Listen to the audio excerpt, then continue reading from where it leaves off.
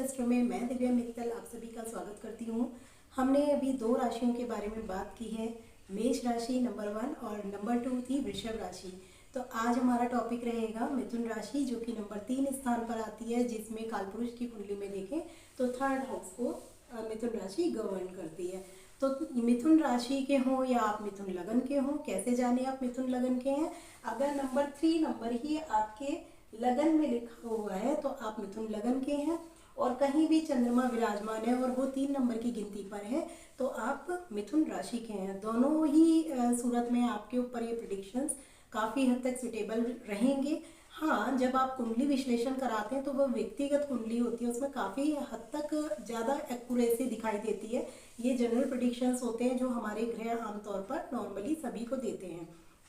तो बारी बारी से जानेंगे, हम 4 मेजर प्लैनेट्स की बात करेंगे, क्योंकि ये लॉन्ग टर्म तक एक राशि में रहते हैं। जैसे कि शनि है, शनिदेव 2.5 साल रहते हैं। गुरुदेव हैं, वो 11 महीने या 13 महीने का समय एक राशि में लगाते हैं, जिसमें वो वक्री होते हैं। वक्री की अवस्था में वो पहले घर का भी प्रभाव देने लग जाते हैं और दूसरे का भी देने, ऐसे में 2 हाउस उनके अंडर में आ जाते हैं।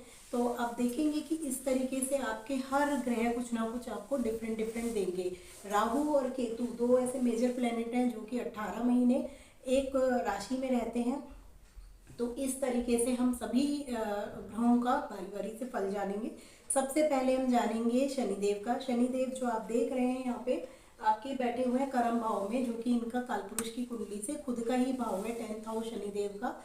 और ये कर्म भाव में बैठ के आपको बता रहे हैं कि ये समय आपको कर्म करने का है, मैं फल जरूर दूंगा। क्योंकि भाग्य के स्वामी होकर कर्म में बैठने का मतलब यही है कि आप अपना कर्म कीजिए, भाग्य आपका खुद ब खुद बनेगा। दैट मीन्स आपको इस समय कोई ना कोई अगर नौकरी के ऑफर आ रहे हैं, कुछ है या काम करने के लिए, तो आप उसमें लग जाइए, कुछ भी करिए, क्योंकि आपके 8th हाउस के भी स्वामी बनते हैं जो कि यहाँ आ रहे हैं।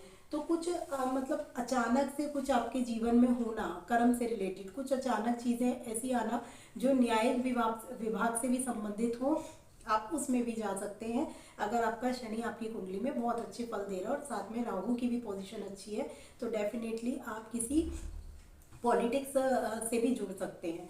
तो चलिए आज जानते हैं शनि की तीसरी दृष्टि के प्रभाव क्या होंगे। तीसरी दृष्टि आपके 12th हाउस पे जाएगी, जो कि खर्चे का है, फॉरेन कंट्री का है, या फिर दूर यात्राओं का भी भाव यही कहा जाता है, बहुत ज़्यादा दूर यात्राएं।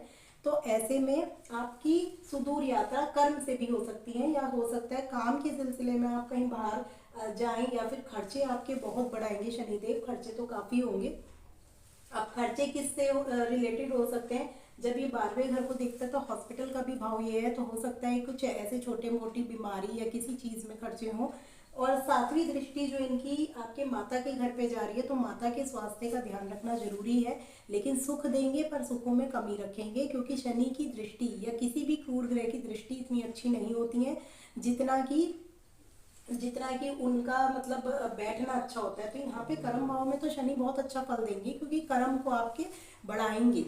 कर्म करिए तो आपको फल जरूर मिलेगा। अब शनिदेव की तीसरी दृष्टि क्या कहती है कि आपको किस चीज में अपना पराक्रम या बल दिखाना है, तो वो दिखाना है खर्चों पर।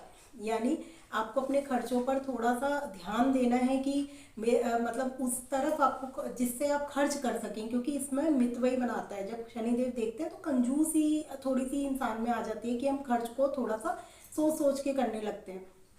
कोई 2 तरीके के इंसान होते हैं, एक तो जिन पे पैसा नहीं होता वो कैसे खर्च करें, परंतु कुछ ऐसे होते हैं जिनके पास पैसा होता है तो वो खर्च तब भी नहीं करते, तो उन्हें कंजूस कहा जाता है। दोनों ही सूरतों में सामने वाले को नहीं पता होता कि आपके पास है या नहीं है, तो आप कंजूस की श्रेणी में आने लग जाते हैं। तो ऐसे में जब शनिदेव आपको इनकम ही नहीं करा रहे हैं अभी इस समय, तो वो क्या आपके पास इतना पैसा भी नहीं आ रहा है और खर्चे आपके बढ़े जा रहे हैं कई चीजों में। तो अब देखते हैं कर्म स्थान के स्वामी और किसको देख रहे हैं। देखिए यहाँ पे आपके दाम्पत्य के सुख को भी देख रहे हैं, दाम्पत्य जीवन को। अब ऐसे में शनिदेव जब पति के भाव को देखेंगे तो कलह कलेश तो कराएंगे ही, थोड़ा सा मनमुटाव भी कराएंगे पति से, क्योंकि केतु की भी दृष्टि आ रही है, अकेले शनिदेव की नहीं आ रही। यहाँ पे 2 नेगेटिव प्लेनेट आपके सप्तम भाव को देखकर आपके दाम्पत्य सुख में कमी ला रहा है, लेकिन गुरुदेव बचाए रहेंगे मई तक।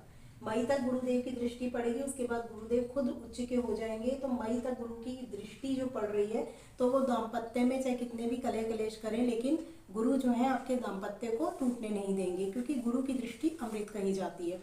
भले ही वो आपकी कुंडली में कारक हो मारक हो, लेकिन गुरु हमें कभी भी इतना बुरा फल नहीं देते हैं जितना मतलब और ग्रह देने के लिए बाध्य हो जाते हैं, अगर वो आपकी कुंडली में अच्छा फल नहीं दे रहे हैं या अच्छे भावों में नहीं बैठे हुए हैं। तो हमने अपनी शनि की दृष्टि के सारे प्रभाव जाने हैं कि आपको क्या क्या शनि की थोड़ी सी पूजा पाठ कीजिए, सरसों के तेल का दिया जलाइए, क्योंकि बहुत कुछ देने वाले हैं शनि कर्म भाव में बैठकर। परंतु आपको ध्यान देना है अपनी मैरिड लाइफ पर और अपनी माँ के स्वास्थ्य पर। तो माँ की थोड़ा सा स्वास्थ्य की चिंता कीजिए, इस समय जरूर माता के स्वास्थ्य पर प्रभाव पड़ रहा होगा। और दूसरा, आपके सुखों में भी कमी आ रही होगी। भले ही आपके पास वैसी मतलब एक होता है ना कि आपके पास सब कुछ है, लग्जरी है, गाड़ी है, लेकिन आपके अंदर वो सुख नहीं है जो आप पाना चाहते हैं। तो वो चीज़ों में कमी है, क्योंकि शनिदेव जब इस भाव को देखते हैं तो वो सुख सुविधा संपन्न जमीन जायदाद सब कुछ देते हैं। मतलब इंसान के पास सब कुछ होते हुए भी कहीं ना कहीं मन में कुछ कमी रह जाती है, वो ही शनिदेव कराते हैं। जैसे उदासीनता का जिसे हम भाव कहते हैं वो होता है।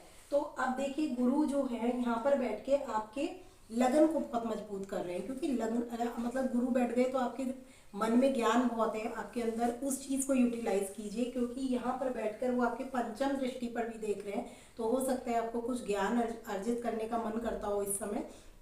संतान का भी भाव है, आपके संतान की तरफ से भी आपको बहुत अच्छा मतलब रहेगा, संतान को ऐसी कोई दिक्कत परेशानी नहीं दिख रही है। लेकिन राहु की भी दृष्टि पड़ने की वजह से जरूर दिक्कत है कि थोड़ा सा एक चिड़चिड़ापन जो आता है वो आपके स्वभाव में भी आएगा, क्योंकि पांचवी दृष्टि राहु की आपके लगन में जा रही है। तो हो सकता है कि मतलब खर्चों की वजह से आपके स्वभाव में चिड़चिड़ापन आ रहा हो, लेकिन वो जल्दी ही सही होगा। और लेकिन गुरु जो है यहाँ पे देख रहे हैं, राहु भी देख रहे हैं, तो संतान पक्ष में भी या आपके साथ भी पेट से संबंधित परेशानियां आ सकती हैं, तो उनसे सतर्क रहना है आपको। गुरु आपके सप्तम भाव को देखेंगे तो आपके ये डेली वेजेस का भी घर कहलाता है, तो यहाँ पे तो ये अपनी ही राशि को देखेंगे तो बहुत अच्छा फल देंगे ये सप्तम भाव से रिलेटेड। तो ये तो अपनी तरफ से पूरी कोशिश करेंगे, लेकिन डिपेंड करता है कि आपकी दशा किसकी चल रही है।